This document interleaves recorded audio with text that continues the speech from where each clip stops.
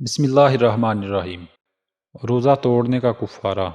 جو کوئی جان بوجھ کر روزہ توڑ دے تو وہ ایک غلام آزاد کرے، یا 2 ماہ کے مسلسل روزے رکھے، یا 60 مسکینوں کو کھانا کھلایا جائے۔ رمضان المبارک میں ایک غلط فہمی۔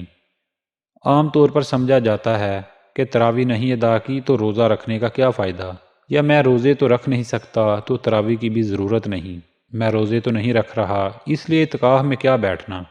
نیک عمل بھی نیک عمل سے جڑا ہوتا ہے، ایک عمل کریں تو دوسرا بھی قریب ہو جاتا ہے۔ سب اعمال بجا لانے کی کوشش کرنی چاہیے، لیکن اگر کوئی رہ جائے تو دوسرا سستی کا شکار نہیں ہونا چاہیے، بلکہ تیزی آنی چاہیے۔ اور اگر روزہ شرعی عذر سے رہ رہا ہے تو اس کی قضاء یا فدیہ ادا کرنا ہے، تو تراویح اور اعتکاف جیسے مسنون عمل کو ترک نہ کیا جائے۔ امید کرتا ہوں دوستو یہ حدیث آپ کو سمجھ آئی ہوگی۔ اس طرح کی مزید احادیث سننے کے لیے ہمارے چینل کو سبسکرائب لازمی کر لیں تاکہ ہماری ہر لیٹسٹ ویڈیو آپ تک بر وقت پہنچتی رہے۔ جزاک اللہ خیر۔